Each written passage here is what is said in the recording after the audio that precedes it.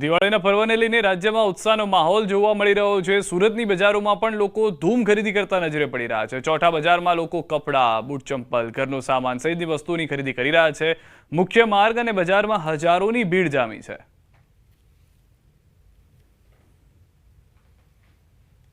દિવાળીનો પર્વ અને સુરતના ચોટા બજારમાં ગર્દી ના હોય તેવું માનવામાં ના આવે। દ્રશ્યો સીધા જોઈ શકાય છે કે સુરતનો આ ચોટા બજાર છે કે જ્યાં મહિલાઓનું આ બજાર છે અને દિવાળી પહેલાંનો રવિવાર, આમ તો દિવાળી એમાંય રવિવાર છે, લોકોની ભીડ ઉતરી પડી છે। બહેનો છે, આપણે વાત કરવાનો પ્રયાસ કરીશું। શું નામ આપ્યું? અનામિકા રાણા। બેન, શું કહેશો? બજારમાં આવ્યા છો, ધક્કા મુક્કી થઈ રહી છે? ધક્કા મુક્કી એટલી થઈ રહી છે કે અમારે ચાલવાની જરૂર જ નથી। એક જ ધક્કામાં અમે બહાર આવીએ છીએ ને એક જ ધક્કામાં અંદર।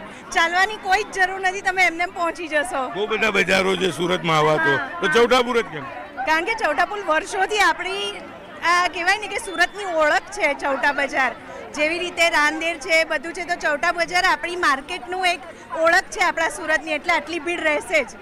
બિલકુલ કહી શકાય। અન્ય બહેનો છે, એમની સાથે વાત કરીશું। બિલકુલ આવતા રહો બેન, શું નામ આપનું?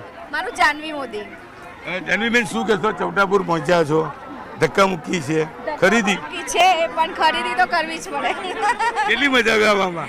મજા તો ના આવે, પણ પેલું કેવું પહેલેથી અહીંયા આવતા હોય એટલે અહીંયા જ આવવાનું ગમે। થોડી ઘણી શોપિંગ કરી લઈએ એટલે પછી જતા રહેવાનું। કાલે દિવાળી, આજે રવિવાર, ખરીદીમાં પબ્લિક વધારે। ખરીદી પબ્લિક તો કેટલું છે, છતાં પણ અમુક જે આપણી શોપ હોય ત્યાં તો આવવું જ પડે। બિલકુલ, ગમે તેટલી ગ્રાહકી હોય, ગમે તેટલી ભીડ હોય, પણ મહિલાઓ આ બજાર પસંદ કરે છે। તેની પાછળનું કારણ છે વર્ષો જૂનું આ બજાર છે અને આ બજારમાં જે રીતે પબ્લિક ઉતરી પડી છે, એટલે કે આવતીકાલે દિવાળીની આગલા દિવસનો રવિવાર, એટલે કે રવિવારની રજાનો ફાયદો સુધીઓ ઉચકી રહ્યા છે અને આ એ બજાર છે। જીએસટીના ભાવ ઘટ્યા બાદ લોકોની ખરીદી વધી છે અને કહી શકાય કે આ બજાર રાત્રે 12 વાગ્યા સુધી આ પ્રકારની પરિસ્થિતિમાં જોવા મળશે। કેમેરામેન જીગર કુબેર સાથે કીર્તેશ પટેલ, ન્યૂઝ 18 ગુજરાતી, સુરત। સોના ચાંદીના ભાવમાં આટલો બધો વધારો જોવા મળી રહ્યો છે, તેમ છતાં અમદાવાદ વાસીઓએ ધૂમ ખરીદી કરી છે। શહેરમાંથી 100 કિલો સોનું અને 350 થી 400 કિલો ચાંદી વેચાવાનો વેપારીઓનો અંદાજ છે। રાજ્યભરમાં 350 કિલો સોનું અને 1 ટન ચાંદી વેચાવાનો વેપારીઓએ દાવો કર્યો છે। સોના ચાંદીના ભાવમાં આગ ઝરતી તેજી છતાં વેપારીઓને આ દિવાળી ફળી છે। આગામી સમયમાં લગ્નની સિઝન હોવાથી લોકો બુકિંગ પણ કરાવી રહ્યા છે।